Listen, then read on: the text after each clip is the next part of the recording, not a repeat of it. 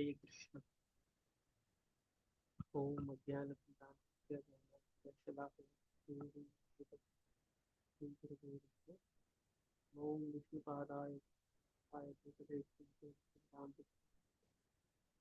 नमस्ते सारस्वते देवे गौरवाणी प्रचारिणे नमो महावदन्याय कृष्णाय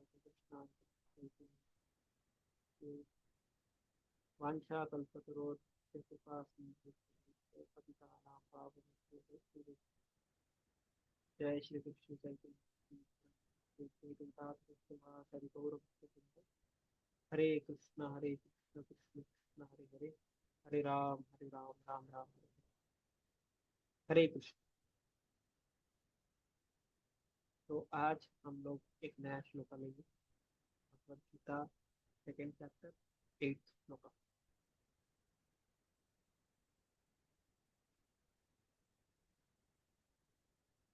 फिर यहाँ पे आपको दिख रहा होगा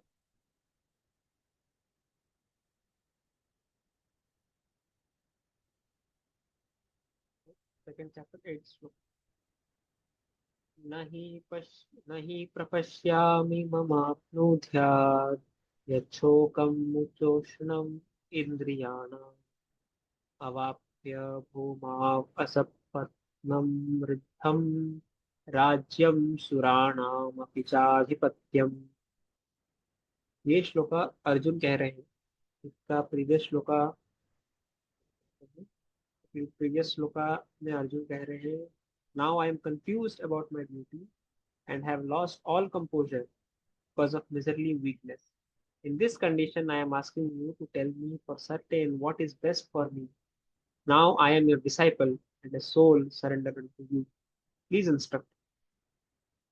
तो उसके फॉलोइंग अर्जुन ये कह रहे हैं कि I can find no means to drive away this grief which is drying up my senses.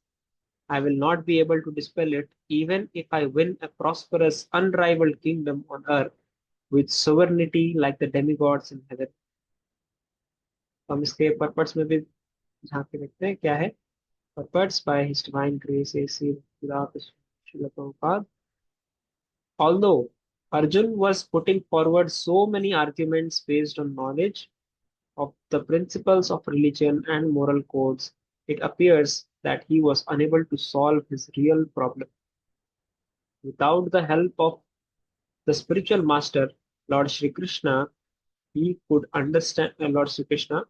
He could understand that his so-called knowledge was useless in driving away his problems, which were drying up his whole existence, and it was impossible for him to solve such perplexities without the help of a spiritual master like Lord Krishna. Academic knowledge, scholarship, high position, etc., are all useless in solving the problems of life. Help can be given only by a spiritual master like Krishna. Therefore, the conclusion is that a spiritual master who is 100% Krishna conscious is the bona fide spiritual master, for he can solve the problems. Lord Chaitanya said that one who is master in the science of Krishna consciousness, regardless of his social position, is the real spiritual master. किबा विप्र किबा न्यासी शूद्र के न नय जय कृष्ण तत्ववेत्ता जय गुरु होय. It does not matter whether a person is a Vipra, learned scholar in Vedic wisdom, or is born in a lower family, or is a renounced order of life. If he is master in the science of Krishna, he is perfect and bona fide spiritual master. This shloka is from Chaitanya Charitamrita Madhya Lila 8th chapter 128th shloka. So without being a master in the science of Krishna consciousness, no one is a bona fide spiritual master. It is also said in the Vedic literature, Chat karma nipuno vipro mantra tantra visharda avaishnavo guru nasyad vaishnavah swapacho guru. A scholarly Brahman expert in all subjects of Vedic knowledge is unfit to become a spiritual master without becoming a Vaishnava or expert in the science of Krishna consciousness. But a person born in a family of a lower caste can become a spiritual master if he is a Vaishnava or Krishna consciousness. This is from Padma Purana. So the problems of material existence, that is birth, old age, disease, and death, cannot be counteracted by accumulation of wealth and economic development. In many parts of the world, there are states which are replete with all facilities of life, which are full of wealth and economically developed. Yet the problems of material existence are still present. They are seeking peace in different ways, but they can achieve real happiness only if they consult Krishna or the Bhagavad Gita and Srimad Bhagavatam, which constitute the science of Krishna, though through the bona fide representative of Krishna, the man. If economic development and material comforts could drive away one's lamentations for family, social, national, or international uh, inebrities, then Arjun would not have said that even an unrivaled kingdom on earth or supremacy like that of the demigods in the heavenly planets would be unable to drive away his lamentations. He sought, therefore, refuge in Krishna consciousness, and that is the right path for peace and harmony. Economic development or supremacy over the world can be finished at any moment by the cataclysms of material nature, even elevation into a higher planetary situation, as men are now seeking on the moon planet, which is now Mars planet also, can also be finished at one stroke. The Bhagavad Gita confirms this. Shine punyamritya lokam vishanti. When the results of the pious activities are finished, one falls down again from the peak of happiness to the lowest state of life. Many politicians of the world have fallen down in that way. Such downfalls only constitute more causes for life. Therefore, if we want to curb lamentation for good, then we have to take shelter of Krishna as Arjun is seeking to do. So Arjun asked Krishna to solve his problem definitely, and that is the way of.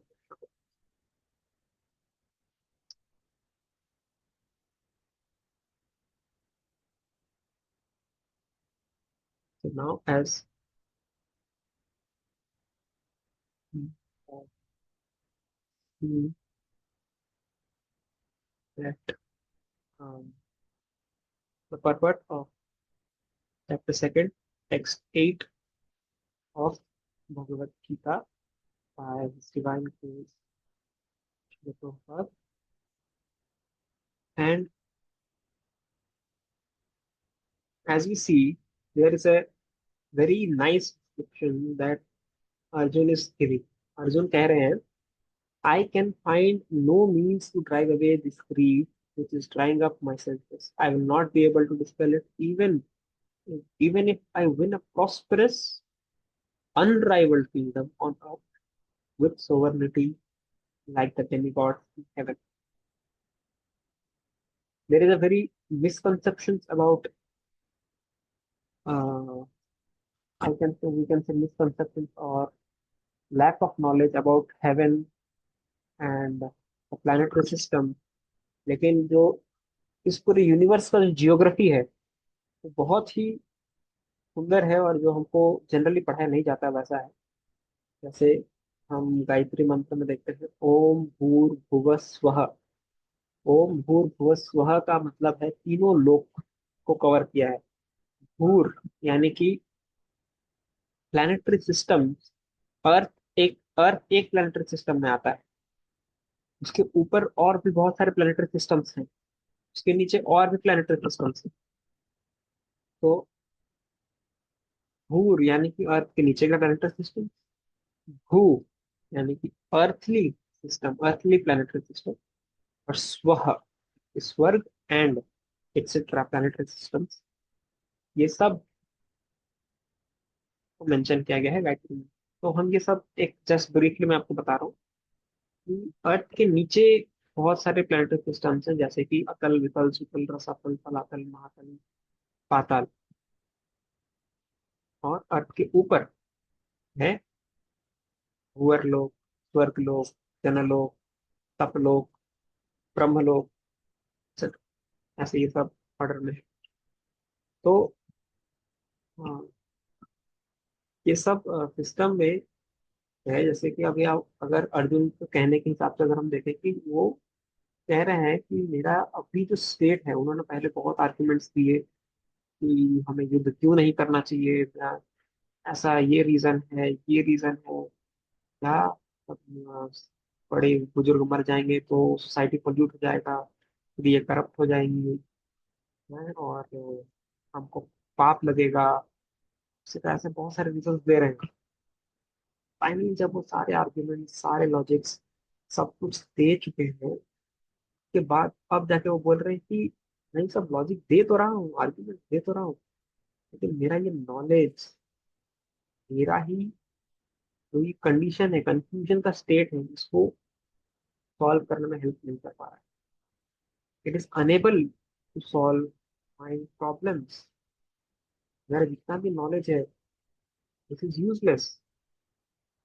क्या करें, करना क्या चाहिए अभी? Surrender. Sir को झुकाना है, इसके साथ, या फिर कृष्ण के रिप्रेजेंटेटिव्स के साथ। और कृष्ण के रिप्रेजेंटेटिव्स को हम कैसे पहचानेंगे? Who is 100% Krishna consciousness, who is 100% Krishna conscious, is the bona fide spiritual master। ऊपर पठन पढ़ा था। तो वो है स्पिरिचुअल मास्टर। आपको स्पिरिचुअल मास्टर के सामने जब तक आप मैं कोई भी सर नहीं झुकाएंगे, सर अंडर नहीं करेंगे, तब तक हमारा जो नॉलेज है, जितना भी नॉलेज है, जितना भी एक्सपीरियंस हो, जो भी है, हमारा प्रॉब्लम्स ऑफ लाइफ को सॉल्व नहीं कर सकते। और जो स्पिरिचुअल मास्टर के बारे में यहाँ पे प्रभुपाद ये भी कह रही है, स्पिरिचुअल मास्टर को हम कैसे आइडेंटिफाई करें? जैसे कि एक क्वालिफिकेशन ये है कि जो 100% कृष्णा कॉन्शियस है। और हमें ये भी ध्यान रखना है कि हम बॉडी भी कभी कभी बहुत, मोस्ट ऑफ द टाइम ऐसा होता है कि हम बॉडी भी परसेप्शन से हम ले लेते हैं कि ये तो ये चीज आपका है, ऊपर होने के लिए फाइनेंशियली अच्छा नहीं है, ये क्या मास्टर बनेगा। हमारा ईगो बीच में आ जाता है कि हम इतने बड़े लोग, हम इतने धनी घर के लोग हैं, हम इससे क्या ज्ञान लेंगे, ये गरीब भिखारी है। तो वैसे भी होता है। तो यहाँ पे प्रभुपाद रेफरेंस भी दे रहे हैं चैतन्य चरितमृत का। चैतन्य चरितमृत के मध्य, मैंने बताया था, मध्य लीला 8.128 वाले श्लोका में यहाँ कहा गया है, किबा विप्र किबा न्यासी श्रुतर के लेना, तेई कृष्ण तत्ववेत्ता तेई गुरु। किबा विप्र, किबा विप्र, कौन ब्राह्मण, कौन सन्यासी, कौन शूद्र, जो कृष्ण तत्व जानता है वही गुरु। और एक रेफरेंस है पद्म पुराण। पद्म पुराण में क्या बोला गया है? कि जो उच्च कुल के ब्राह्मण है, वो भी स्पिरिचुअल मास्टर बनने के लिए एक वैष्णव नहीं। और वाइस वर्षा क्या है? वो भी गुरु बन सकता है, वो भी स्पिरिचुअल मास्टर बन सकता है, अगर वो एक स्वपक्ष है, यानी डॉग ईटर के फैमिली में जन्म लिया है, पर वो वैष्णव है, तो वो भी स्पिरिचुअल मास्टर बन सकता है। तो कहने का मतलब है कि यहाँ पे कोई बॉडीली बाउंड्रीज नहीं है। Spiritual master is only qualification जो 100% कृष्ण conscious है। जय कृष्ण तत्ववेत्ता, जो कृष्ण तत्व को जानता है, वो गुरु, वो स्पिरिचुअल मास्टर बन सकता है। तो द पॉइंट इज कि हमको हमारा प्रॉब्लम्स ऑफ लाइफ को टैकल करना है, that is our goal. Problems of life क्या है? Birth, death, old age, disease, जन्म मृत्यु जरा व्याधि। ये सब हमारे प्रॉब्लम्स ऑफ लाइफ है, मतलब लाइफ के प्रॉब्लम्स है। तो हमारे यानी कि ये जनरल प्रॉब्लम्स है सब। बर्थ, सबके लिए प्रॉब्लम है। बर्थ बहुत कष्टदायक है। हमको, हम अभी तो भूल गए हैं, फिर हमको पता नहीं कि मतलब क्या है। पर डेथ अभी तक आया नहीं, तो हमको पता नहीं है डेथ क्या लगता है। इन शास्त्रों में लिखा है कि डेथ के टाइम पे अगर किसी ने बिच्छू का डंक खाया हो, तो को पता है कैसा लगता है। तो डेथ के टाइम पे एक जगह पे 100 बिच्छू डंग मारे, वैसा दर्द बॉडी की हर जगह पे होता है। अनइमेजिनेबल पेन है वो, कि अभी तक हमको आया नहीं है तो हमको पता नहीं है। हालांकि मतलब आ चुका है, बट हमको उसका मेमोरी नहीं है, इसीलिए हमको पता नहीं। बर्थ का भी सेम, बर्थ का हमको पता नहीं है, डेथ का पता नहीं है। ओल्ड एज, इसका ओल्ड एज आया उसको पता है, हमारा आया नहीं है तो हमको भी नहीं पता। एक चीज का हमको पता है, व्याधि, disease, diseases is constant. Constant हम लोग डिसीज रहते हैं। कभी दांत में दर्द होता है, कभी हाथ में दर्द होता है, कभी कमर में दर्द होता है, कभी बुखार है। ये सब तो जनरल है। अगर आप एक बार हॉस्पिटल घूम के आ जाओ तो आपको वाकई में पता चलेगा व्याधि क्या है और दुनिया में किस लेवल पे है। इसका एक्सीडेंट हो गया, हाथ टूट गया, हाथ टूट के दूसरे हाथ में है, पूरा blood blood blood blood, cancer, बहुत कुछ है।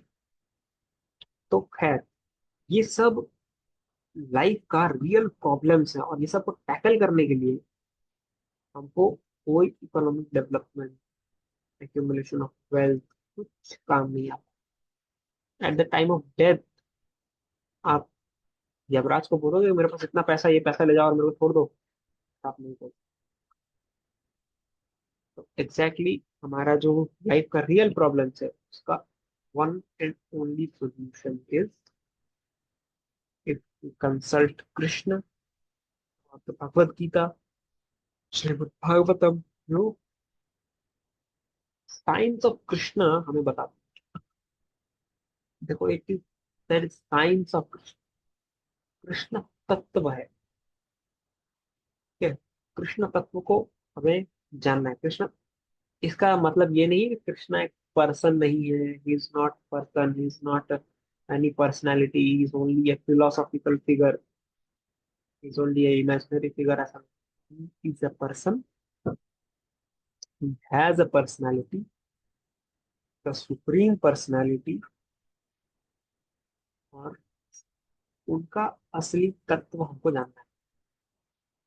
और जैसे कि कृष्ण खुद भगवत गीता में कह रहे हैं, जन्म कर्म च मे दिव्यम, ये जन्म कर्म च मे दिव्यम, जो मेरे इस जन्म कर्म और मेरे जन्म और मेरे कर्म को दिव्यता के साथ स्वीकार कर लेता है, जो मुझे तत्वतः जान लेता है, वो जन्म मृत्यु जरा व्याधि से पार हो जाता है। एग्जैक्टली जैसे, किस तरीके से, जैसे अर्जुन ने शेल्टर लिया, वैसे ही।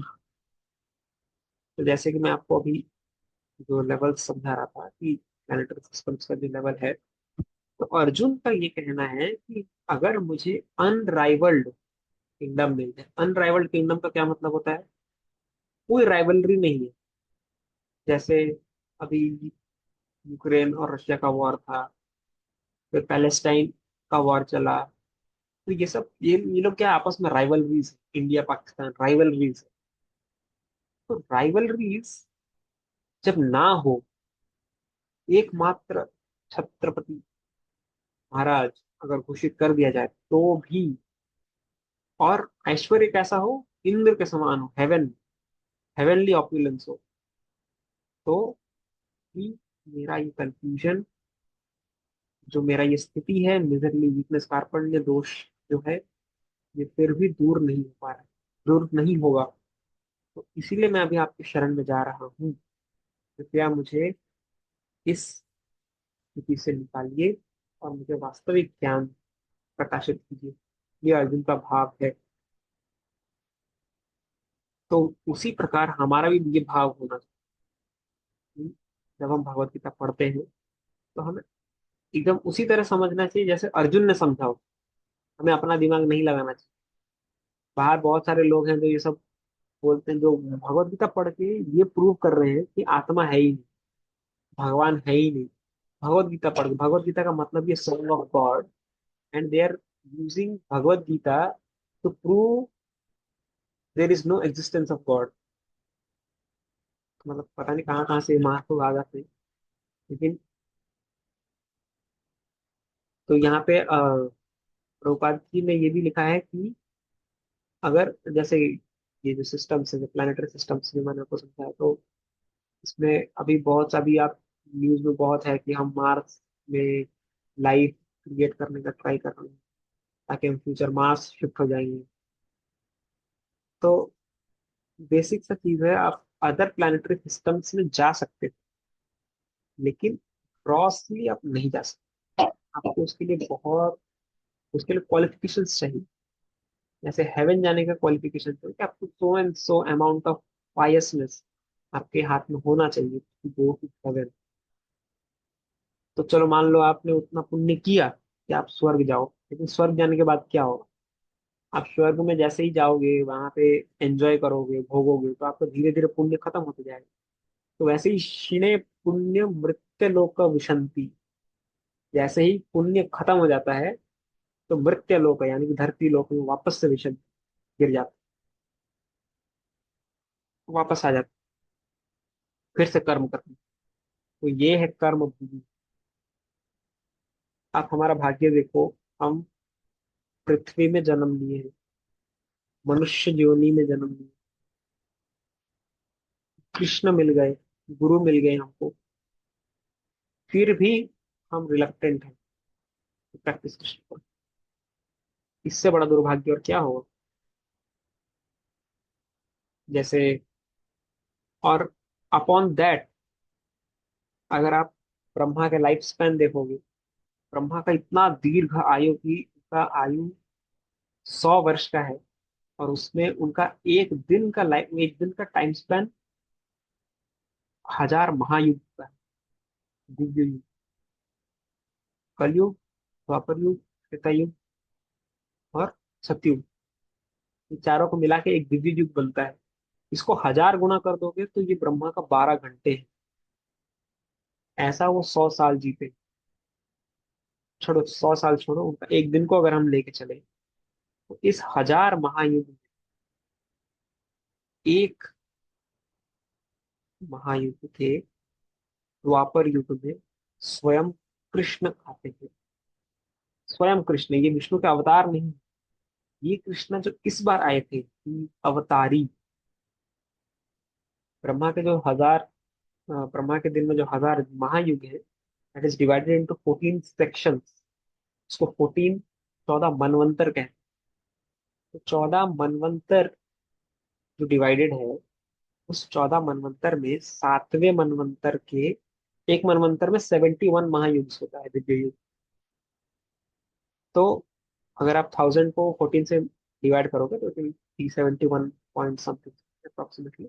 सो एक सेक्शन में 71 दिव्य युग। तो 14 सेगमेंट्स ऑफ हिज डे, उसमें सेवेंथ सेगमेंट के 28वें महायुग में कृष्ण स्वयं पृथ्वी पर आते हैं। और फॉलोइंग दैट, मतलब फॉलोइंग दैट युग यानी कि कल युग में, वही स्वयं कृष्ण महाप्रभु के रूप में आते हैं। और हम एग्जैक्टली उसी टाइमलाइन में, इससे बड़ा सौभाग्य क्या होगा? फिर भी अगर हम इन एक्शन में चले जाएं, हमारा life, that is most unfortunate. तो हमें प्रयास करना चाहिए कि हम किस तरह से इस मानव जीवन को सफल बना सके। कैसे बनाएंगे? By taking the shelter of guru, normal spiritual master, bona fide spiritual master. Bona fide spiritual master कौन है? जो कृष्ण तत्ववेत्ता, उनके जो कृष्ण तत्व को तत्वतः पहचानते हैं, वो इज 100% कृष्ण कॉन्शियस, वो स्पिरिचुअल मास्टर। उनका शेल्टर में जाके हम क्या करना है? कृष्ण तत्व को समझना है और गुरु की सेवा करनी। और भगवत गीता अगर हम पढ़े तो कृष्ण जिस तरह बता रहे हैं, अर्जुन जिस तरह समझ रहे हैं, हमें उसी लाइन में समझना है, उसी तरह समझना है, अपना भी नहीं लगा। सो इतना, ये आज का सेशन का समरी मैंने दे दिया है। और नेक्स्ट चैप्टर में, नेक्स्ट नेक्स्ट श्लोक में आगे देखते हैं कृष्ण ने क्या कहा, कृष्ण का क्या रिएक्शन। ओके, हरे कृष्ण।